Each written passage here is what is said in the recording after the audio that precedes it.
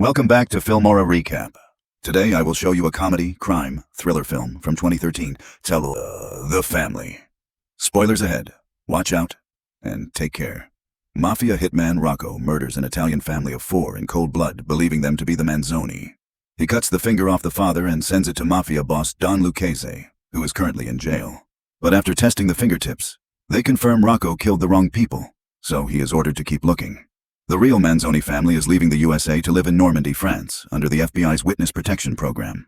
There's the father, Giovanni, who is also a mafia boss, his wife Maggie, his children Belle and Warren, and their dog, Malavita.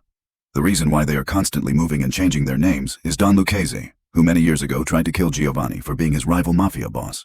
Giovanni counterattacked by snitching on him to the police, sending him to prison, and now Lucchese's men are constantly looking for him for revenge. The family arrives at their new house in the middle of the night.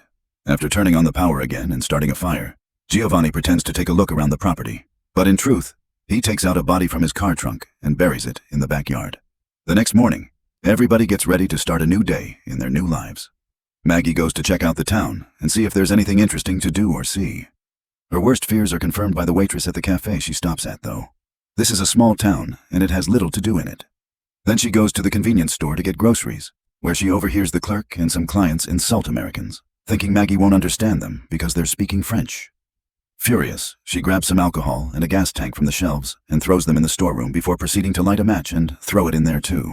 Then she pays for her groceries pretty quickly and leaves the market right before her trap explodes. Afterward, she has lunch at a fast food place where she gets people's shocked attention when she makes too much noise drinking her soda. And then she visits the church, getting the chance to befriend the priest. Belle and Warren go to their new school, and Warren quickly gets in trouble with some bullies who beat him up in the bathroom after he talks to them in a very smarty-pants, sassy way. When lunchtime comes, he meets with his sister and tells her all the information he's already learned about who is who in school, because he's forming a plan to start a small mafia group there. Once school is over, Belle begins to walk back home while a car with 4 teenage boys follows her around, asking her to hang out with them. At first Belle refuses, but soon she gets lost in town and decides she may as well accept the ride. The boys, however, instead of taking her to her house, take her to a spot by the lake where teenagers usually hang out. Belle asks them to take her home, but the leader tells her to stay and relax, before lowering the strap of her dress while his words are full of innuendo.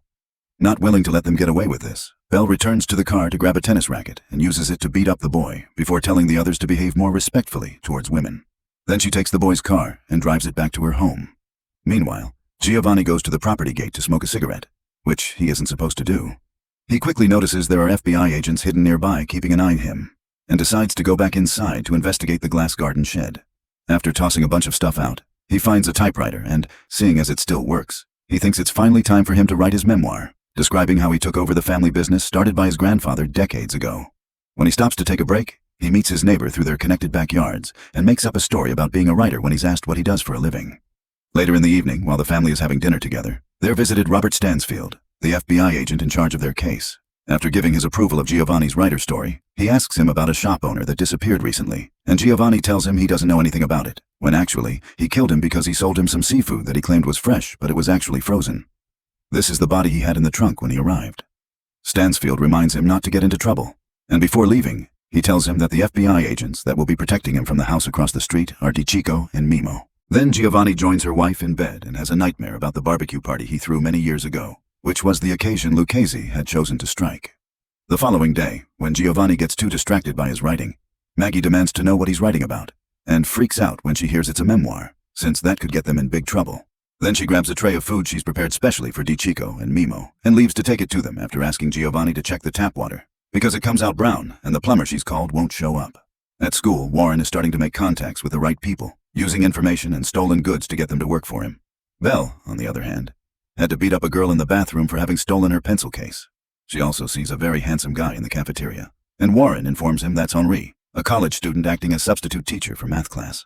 All the girls in the school want him, so Belle will have lots of competition if she wants to go after him, but she has a plan. She approaches Henri after class and asks him for private math lessons, which he accepts. Meanwhile, Warren meets his bullies outside the school and proceeds to beat them all up with the help of the contacts he's made. Back in the house, the plumber arrives over 40 minutes late, irritating Giovanni.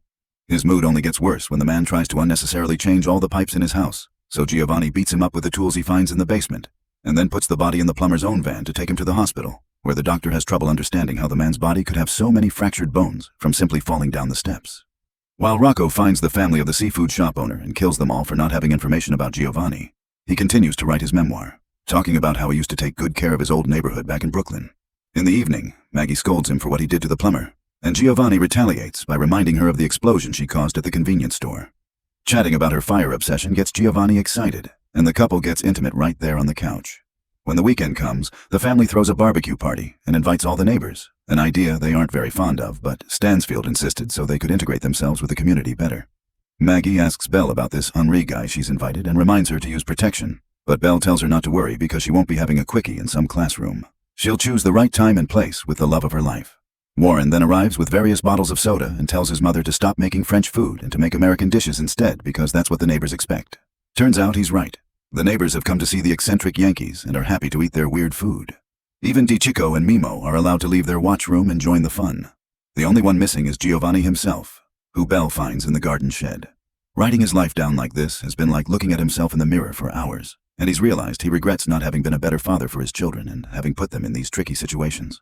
Belle, however, doesn't agree and tells her she considers him the best dad in the world. Now, in a better mood, Giovanni joins the party, only to get irritated again when the neighbors start trying to teach him how to start a grill fire.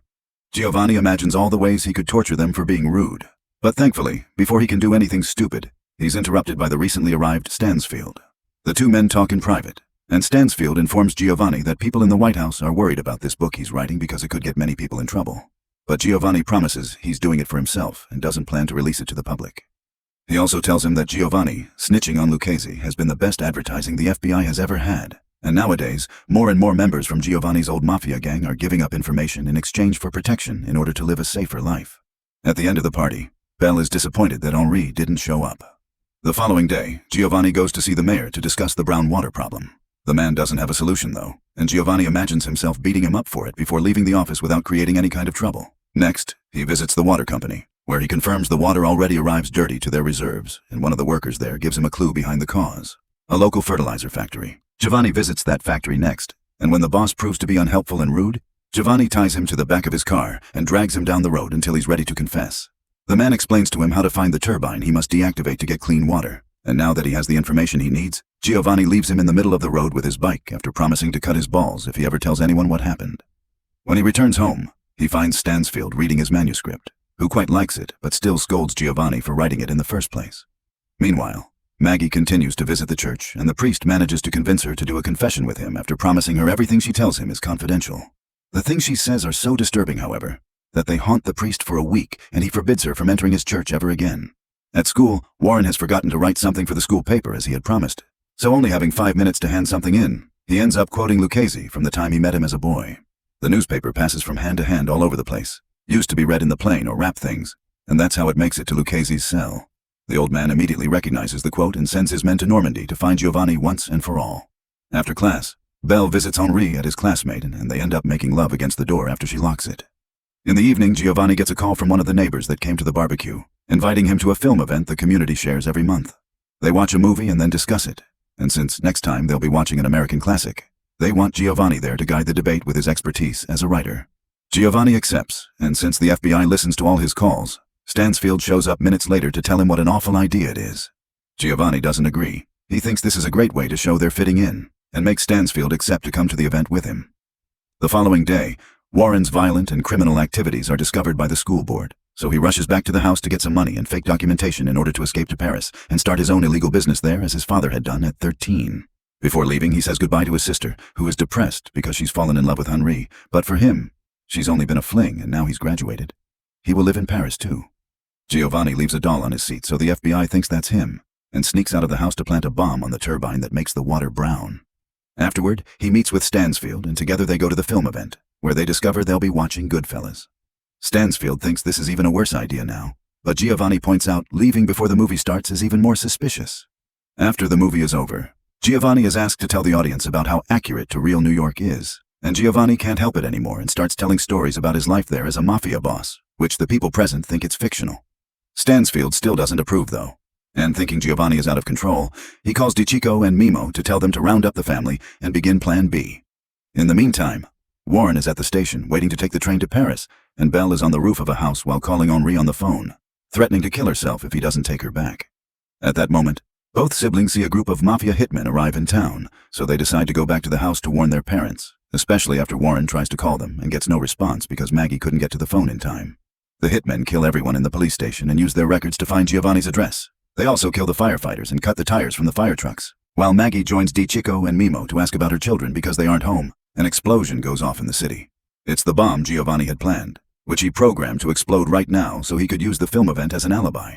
Stansfield drives him back to his house and drops him there, warning him not to come out while he goes to talk to the police. Maggie also wants to return home, but as soon as she steps outside, she sees the mysterious men in black and goes back inside with DiCicco and Mimo, where she tries to call the house, but her husband won't pick up the phone. The hitmen arrive at the house and make it explode, killing as well any neighbor that comes out to see what the noise is about. Luckily for Giovanni, he survives thanks to hiding in the garden after hearing Malavita bark as an alert. Maggie wants to go see him, but as soon as DiCicco and Mimo approach the door, they're instantly killed by one of the hitmen that threatens to take advantage of Maggie before ending her. Giovanni arrives at that very moment and jumps on the hitman, asphyxiating him from behind while Maggie looks for a knife that she uses to stab their attacker for good.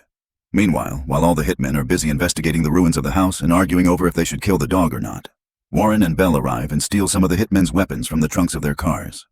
A gunfight ensues then, where Warren and Belle manage to kill most of the hitmen except for Rocco. With Warren unconscious after getting hit by recoil, Belle leaves him on the ground and starts running away, hoping Rocco, having run out of bullets, will work to her advantage. The old man is surprisingly resilient though, and he chases after her until Stansfield suddenly shows up and runs over him with his car. The hitmen may be all dead, but the family's identity has been discovered, so they have to relocate to a new town with new names again. Giovanni, however, is happy that got to tell his story to a crowd, even if they